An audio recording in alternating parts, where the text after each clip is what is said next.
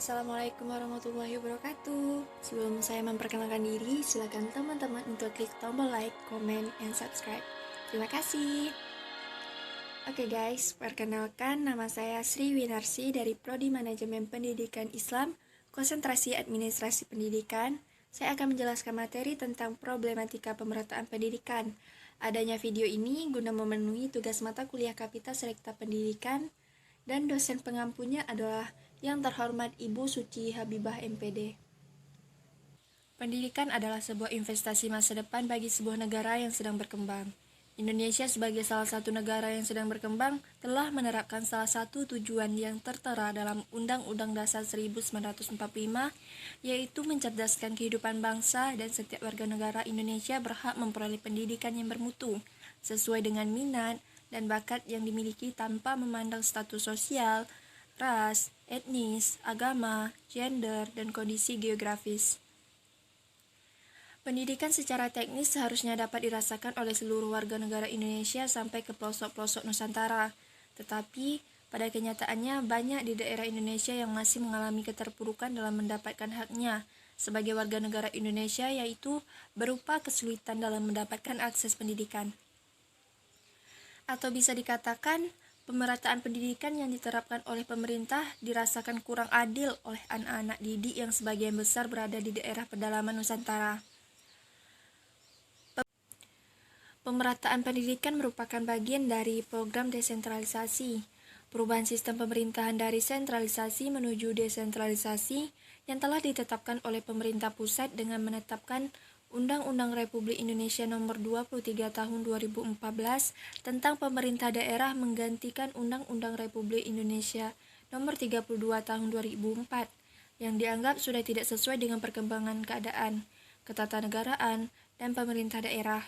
Pada Undang-Undang Republik Indonesia Nomor 23 Tahun 2014 tentang pemerintahan daerah Pasal 1 Ayat 8 dinyatakan bahwa desentralisasi adalah penyerahan urusan pemerintahan oleh pemerintah pusat kepada daerah otonom berdasarkan asas otonomi. Desentralisasi merupakan sebuah pendelegasian tanggung jawab dan kekuasaan dari atasan kepada bawahan, yang merupakan wujud suatu reformasi baru dalam manajemen modern. Dengan desentralisasi, pemerintah daerah dapat melaksanakan kebijakan-kebijakan yang sesuai dengan kebutuhan daerah, sehingga pemerataan pendidikan dapat tercapai dengan baik. Realita dan problematika pendidikan di Indonesia secara kuantitatif dapat dikatakan bahwa pendidikan di Indonesia telah mengalami kemajuan. Indikator pencapaiannya dapat dilihat pada kemampuan baca tulis masyarakat yang mencapai 67,24%. Hal ini sebagai akibat dari program pemerataan pendidikan, terutama melalui Impres SD yang dibangun oleh rezim Orde Baru. Namun demikian, keberhasilan dari segi kualitatif pendidikan di Indonesia belum berhasil membangun karakter bangsa yang cerdas dan kreatif, apalagi unggul. Banyaknya lulusan lembaga pendidikan formal, baik sekolah tingkat menengah maupun perguruan tinggi, terkesan belum mampu mengembangkan kreativitas dalam kehidupan mereka. Lulusan sekolah menengah sulit untuk bekerja di sektor formal, karena belum tercukupinya keahlian mereka. Demikian juga lulusan sekolah atas yang bukan kejuruan, atau SMK, mengalami problem yang sama. Bagi sarjana, hanya sebagian kecil yang bekerja di sektor formal. Sebagian besar dari mereka memiliki karakteristik yang hanya memahami teori dan lemah di praktek. Pemerintah dalam upayanya memperbaiki sistem pendidikan nasional memberlakukan standarisasi pendidikan nasional. Kualitas pendidikan antara lain menghasilkan ujian nasional sebagai tolak ukur untuk menentukan nasib anak.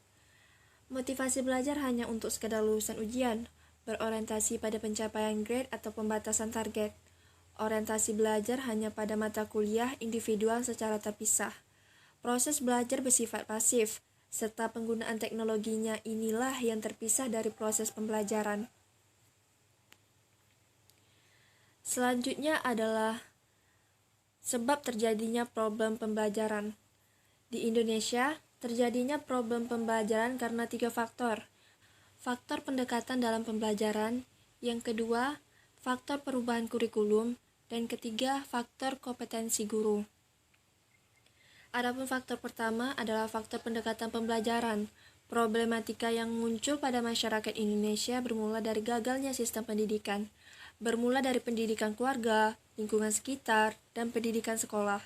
Semuanya kurang memiliki kemampuan untuk menyelesaikan kekacauan, sehingga anaklah yang menjadi korban. Yang kedua, faktor perubahan kurikulum.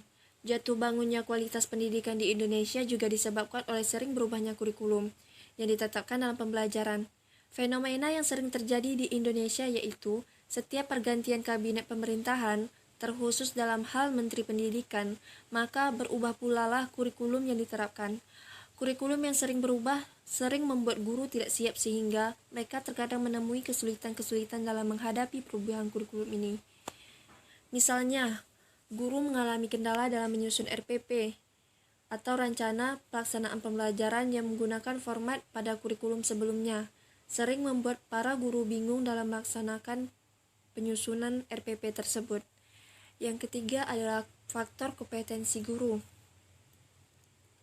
Profesionalisme guru merupakan suatu keharusan dalam mewujudkan sekolah berbasis pengetahuan, yaitu pemahaman tentang pembelajaran, kurikulum, dan perkembangan manusia yang termasuk gaya belajar.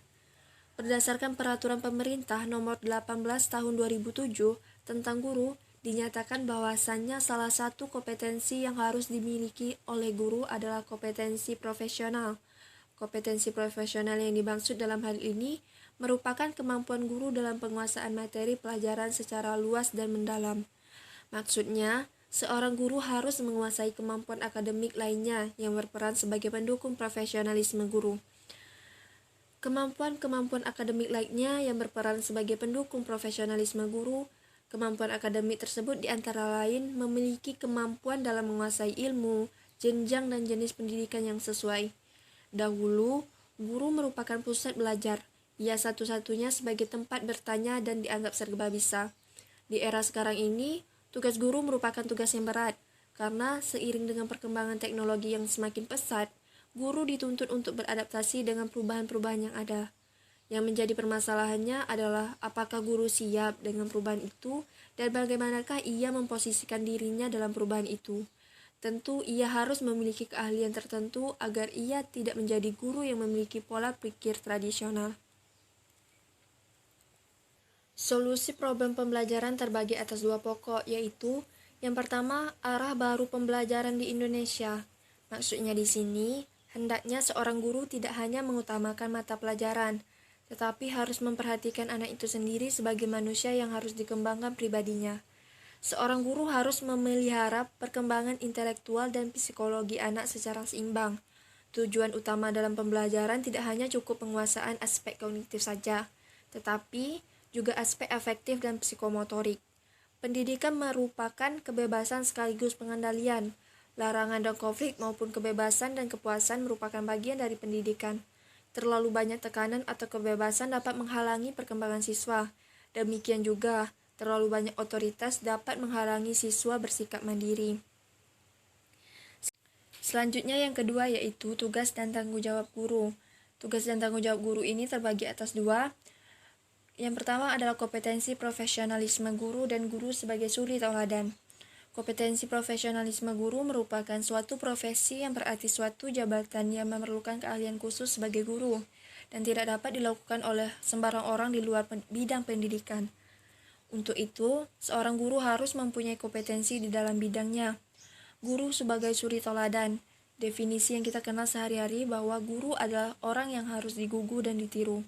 Dalam arti bahwa guru adalah orang yang mempunyai wibawa atau karisma, hingga perlu untuk ditiru dan diteladani. Guru mempunyai pengaruh terhadap perubahan perilaku siswa. Pendidikan adalah usaha membimbing anak ke arah kedewasaan sesuai dengan tujuan pendidikan. Ada kalanya guru harus menunjukkan jalan, menyuruh anak, mengatakan kepada mereka apa yang harus dilakukan, dan bila perlu melarang mereka apabila melakukan sesuatu yang menyimpang dan merugikan. Dari materi tersebut dapat kita simpulkan bahwa pendidikan sebagai suatu sistem pencerdasan anak bangsa saat ini dihadapkan pada berbagai tantangan globalisasi. Berbagai persoalan pembelajaran terutama yang menyangkut metode pembelajaran yang tepat bagi anak didik perlu dicari jalan tengah yang terbaik sebagai solusinya. Sejalan dengan tantangan kehidupan global, peran dan tanggung jawab guru pada masa yang akan datang akan semakin kompleks, sehingga guru dituntut untuk melakukan berbagai peningkatan dan penyesuaian penguasaan kompetensinya. Baiklah, sekian materi yang bisa saya jelaskan tentang problematika pemerataan pendidikan. Semoga bisa membantu menambah wawasan teman-teman tentang problematika pemerataan pendidikan.